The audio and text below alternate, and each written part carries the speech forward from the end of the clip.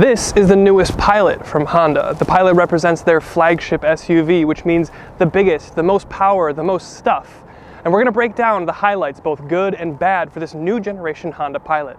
So thanks to Russ Darrow Honda in Milwaukee for letting us have a go.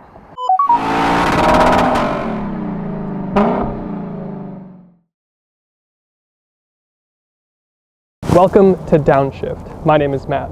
We're here with the new Pilot. The Pilot's kind of the minivan for the person that doesn't really want a minivan. And yeah, I mean that in a good way.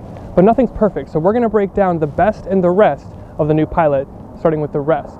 First, starting with the third row. I do want to preface by saying it is bigger and it is an improvement from the last generation and it is genuinely usable, but it's not ideally suited to adults 6 feet and over. I do feel like I had just a touch more room in the Palisade and the Telluride twins in their third rows. However, I will say you do have loads more space back here than you do in the third row of the Toyota Highlander. And then there's the second row. Again, it's an improvement from last year. Space isn't really the issue, though it does feel a little bit smaller than the Korean twins that we just mentioned. You do get climate vents, you get chargers, you get a heated second row here, but you get all those things in the Palisade and the Telluride as well, with the addition of a cooled seat option for your second row. And then we talk about number 3, and that's over-the-air updates. This is a perfectly fine head unit. It's 9 inches. There is a bigger one in the Accord, but this is a nice system. You get wireless CarPlay, you get a bunch of modern features, 360 camera, but it doesn't have over-the-air updates enabled on here. And this means it's not quite as future-proof as some of the competitors. I know Toyota is rolling out their infotainment systems with over-the-air updates enabled so they can constantly be getting the most up-to-date software and features. So something I might have liked to see from the Honda. And then number 4 is fuel economy. In a world being thrust into EVs, it's strange to see a new generation of Pilot debut with this single engine option. And it's even stranger when that engine option is just a 3-liter naturally aspirated V6. And then it becomes even stranger when the fuel economy rating goes down from last year.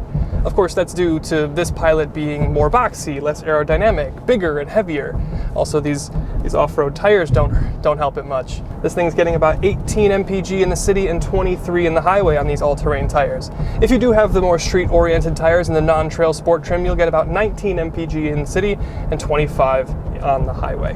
And then 5th and finally is no more VTEC for this V6. It is a new V6, it's still a J series engine, it displaces 3.5 liters, it's naturally aspirated, and it's still got plenty of power. But it goes to dual overhead cams with cam phasers, it's got a forged crankshaft, it's got cylinder deactivation, so it's still modern, but it's focused more perhaps on compliance and emissions rather than the fizzy VTEC stuff. So still a great engine, just no more VTEC, RIP. But there's a lot of good stuff going on with this Pilot, so let's talk about that. Number 1 is this has the same chassis as the MDX. It won't come as much of a surprise to anyone, but it's a great thing to have that because the MDX is of course really, really nice. This borrowed chassis means this Pilot is more refined, it's more rigid, and it has less road noise coming into the cabin. It helps on and off-road.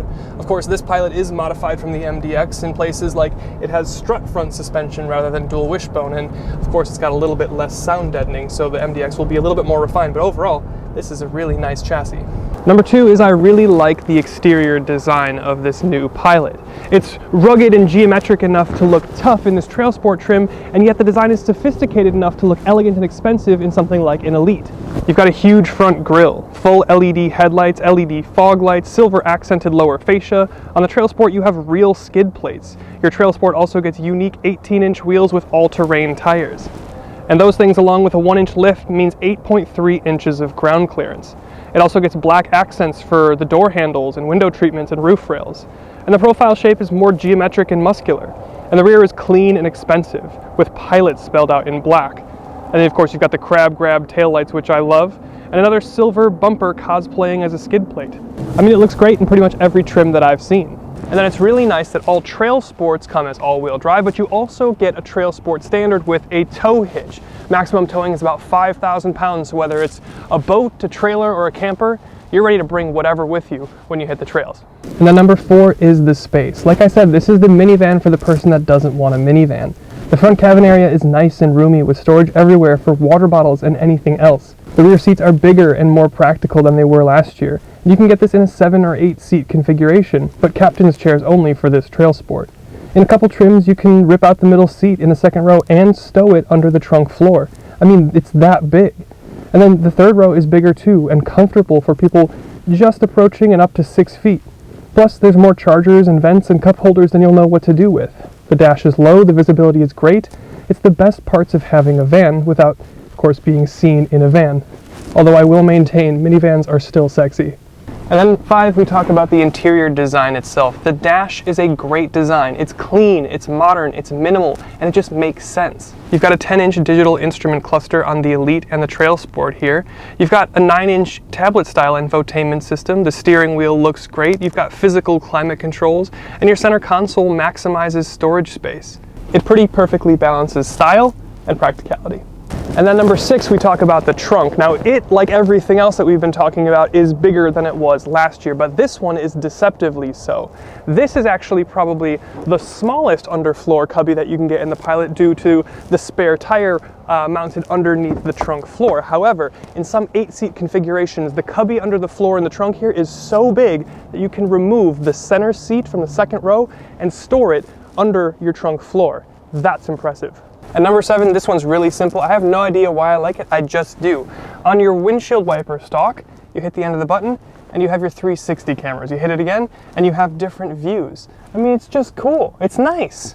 And then there's the all-wheel drive system, and more specifically the torque vectoring system.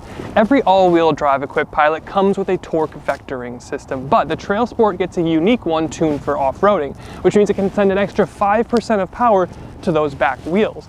Now, that means you're sending up to 75% of your engine's power to the back wheels, and you can send up to 100% of that 70% to one side or the other. This is really beneficial for off-roading as it acts as almost like a limited slip differential, where if you're losing traction or you're tripoding on one wheel, the engine and the system can divert power to the wheel with grip to help you climb out of whatever situation you're in.